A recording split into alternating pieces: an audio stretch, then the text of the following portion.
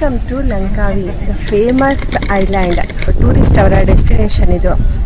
ಮಲೇಷಿಯಾಗೆ ಬಂದಮೇಲೆ ಲಂಕಾವಿನ ಮಾತ್ರ ಯಾರೂ ತಪ್ಪಿಸೋ ಹಾಗೆ ಇಲ್ಲ, ಯಾಕಂದರೆ ಅಷ್ಟು ತುಂಬ ಚೆನ್ನಾಗಿರೋವಂಥದ್ದು. ತುಂಬ ಈ ಥರದ ಐಲ್ಯಾಂಡ್ ಕೂಡ ಐಲ್ಯಾಂಡ್ನೇ ನಾನು ಫಸ್ಟ್ ಟೈಮ್ ವಿಸಿಟ್ ಮಾಡ್ತಾ ಇದ್ದೀನಿ. ಅದರಲ್ಲೂ ಲಂಕಾವಿ ಅಂತ ಐಲ್ಯಾಂಡಿಗೆ ಬಂದಿದ್ದೀನಿ.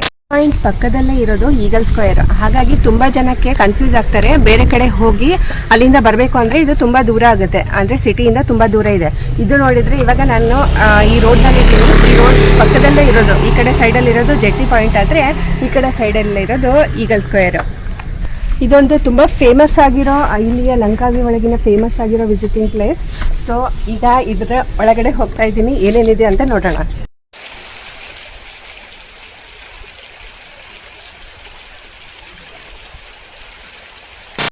ದಂಡೆಯಲ್ಲಿರೋ ಈ ವಿಶಾಲವಾದ ಈಗಲ್ ಪಾಯಿಂಟ್, ಒಂದು ಈಗಲ್ ಸ್ಕ್ವೇರ್ ಅಂತ ಕೂಡ ಕರೀತಾರೆ. ಇದೊಂದು ಫೋಟೋ ಪಾಯಿಂಟ್ ಅಷ್ಟೇ.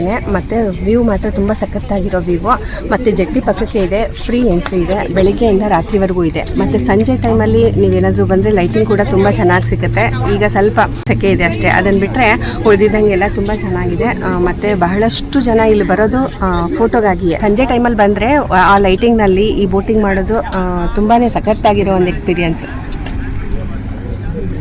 ಸುತ್ತಲೂ ಬೆಟ್ಟ ಗುಡ್ಡಗಳು, ಅದ್ರ ಮೇಲಂತೂ ತುಂಬ ಗ್ರೀನ್ರಿ, ಎಷ್ಟು ಚೆನ್ನಾಗಿದೆ ಗ್ರೀನ್ರಿ.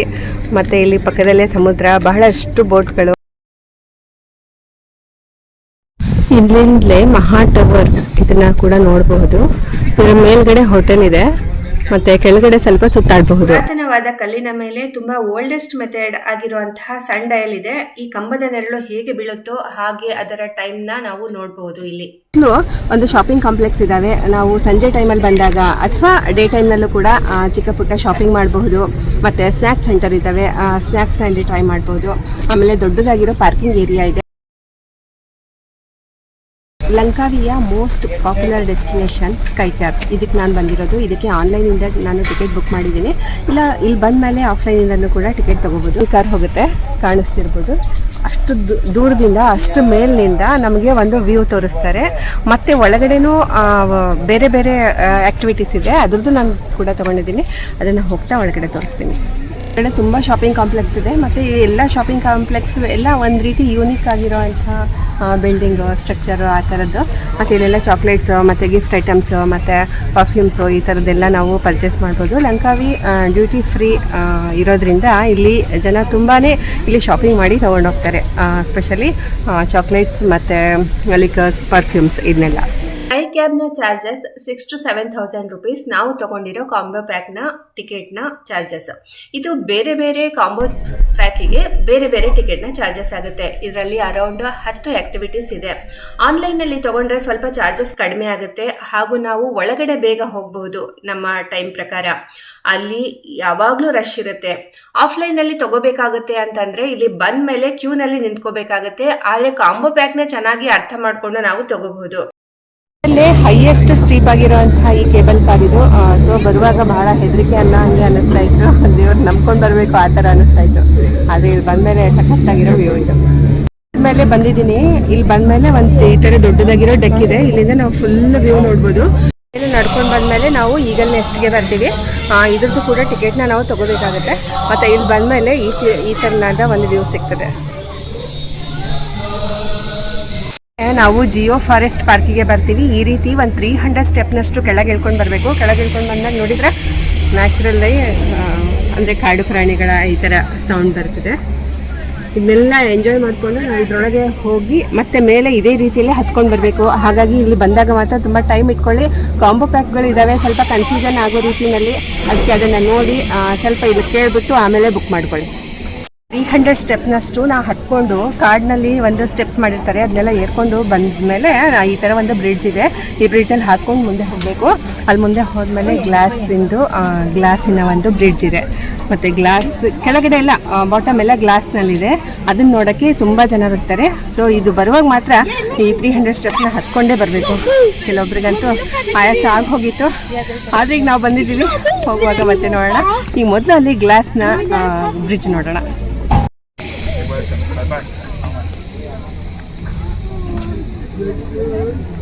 ಈ ಥರದ್ದೇ ಗ್ಲಾಸ್ ಇರುತ್ತೆ. ಫುಲ್ ಕೆಳಗಡೆದೆಲ್ಲ ವ್ಯೂ ಕಾಣಿಸ್ತದೆ. ಇದೆಲ್ಲ ಎಂಜಾಯ್ ಮಾಡಬೇಕು ಅಥವಾ ಹೆದರ್ಕೋಬೇಕು ಅದು ಗೊತ್ತಾಗ್ತಿಲ್ಲ ನನಗೆ ನಿಜವಾಗ್ಲೂ. ದುಡ್ಡು ಕೊಟ್ಟು ಥ್ರಿಲ್ಲಿಂಗ್ ತಗೋಬೇಕು ಅಂದರೆ ಇದಕ್ಕೆ ಹೇಳೋದು. ಸ್ಕೈಡೋಮ್ ಹಾಗೂ 3D ಆರ್ಟ್ ಗ್ಯಾಲರಿ ಇವೆರಡರ ಕಾಂಬೋ ಪ್ಯಾಕ್ ಇರುವಂಥ ಟಿಕೆಟ್ನ ನಾನು ತಗೊಂಡಿರೋದು. ಲಂಕಾವಿ ಈ ಪ್ಲಾನೆಟ್ ಮೇಲೆ ಹೇಗೆ ಬಂತು ಅನ್ನೋದರ ಪೂರ್ಣ ವಿವರಣೆಯನ್ನು ತೋರಿಸುವಂಥ ಒಂದು 3D ಫಿಲ್ಮ್ನ ಈ ಸ್ಕೈಡೋಮ್ನಲ್ಲಿ ತೋರಿಸ್ತಾರೆ. ಇದು ನಾನಾಗಲೇ 3D ಪಿಕ್ಚರ್ಸ್ ಇರ್ತದೆ, ಇದ್ರ ಮುಂದೆ ನಿಂತ್ಕೊಂಡು ಫೋಟೋ ತೆಗೆಸ್ಕೊಂಡ್ರೆ ಮಸ್ತ್ ಸಖತ್ತಾಗಿ ನ್ಯಾಚುರಲ್ ಆಗಿ ಬರ್ತದೆ ಫೋಟೋ. ಮತ್ತು ಎಷ್ಟೊಂದು ಪಾಯಿಂಟ್ಸ್ ಇದ್ದಾವೆ, ಎಷ್ಟೊಂದು ವ್ಯೂಸ್ ಇದೆ ಅಂತಂದರೆ ಇದನ್ನು ಮಸ್ಟ್ ವಿಸಿಟಿಂಗ್ ಪ್ಲೇಸ್ ಇಲ್ಲಿ ಬಂದಾಗ, ಅಂದರೆ ಸ್ಕೈ ಕ್ಯಾಬ್ಗೆ ಬಂದಾಗ.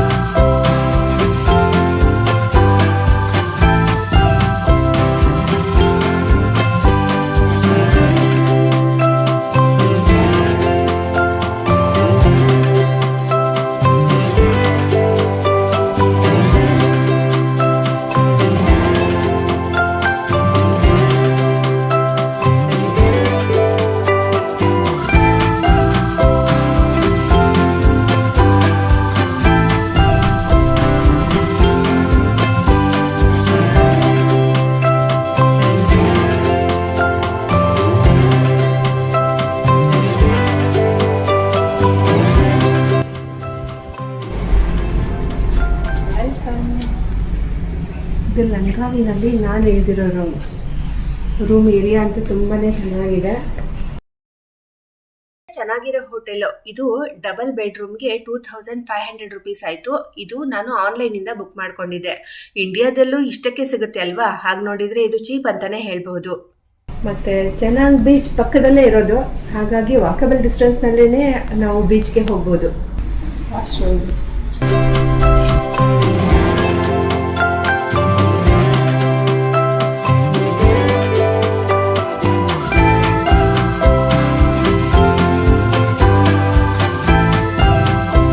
ಇಂಡಿಯನ್ ಹೋಟೆಲ್ ಅಂತ ಸಿಕ್ಕಿದೆ ನನಗೆ. ವೆಜ್ಗಾಗಿನೇ ಹುಡ್ಕೊಂಡು ಬಂದಿದ್ದೆ ನಾನು, ಆದರೆ ಅದರಲ್ಲೂ ಕೂಡ ಮಿಕ್ಸ್ ಇದೆ. ಹಾಗಾಗಿ ನಮ್ಮಂಥವ್ರಿಗೆ ಅಂದರೆ ಪ್ಯೂರ್ ವೆಜ್ ಅಂತ ಬಂದಿರೋರಿಗೆ ಸ್ವಲ್ಪ ತೊಂದರೆ ಆಗುತ್ತೆ ಇಲ್ಲಿ ಬಂದಾಗ. ಹೋಟೆಲ್ ಮಾತ್ರ ತುಂಬ ಚೆನ್ನಾಗಿದೆ, ಮತ್ತು ರಿವ್ಯೂ ಕೂಡ ನೋಡಿದ್ವಿ ನಾವು, ತುಂಬ ಚೆನ್ನಾಗಿದೆ ಅಂತೆ. ಇನ್ನು ಟೇಸ್ಟ್ ನೋಡಬೇಕಷ್ಟೆ.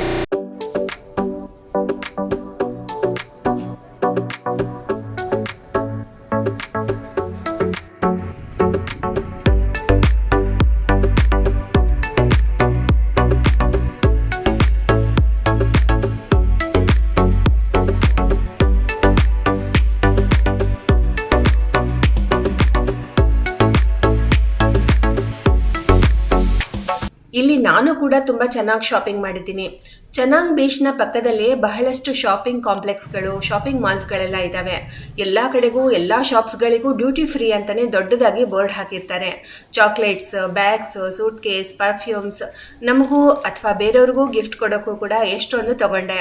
ಮತ್ತು ಇಲ್ಲಿ ಸ್ಟ್ರೀಟ್ ಶಾಪಿಂಗ್ ಕೂಡ ಮಾಡಬಹುದು.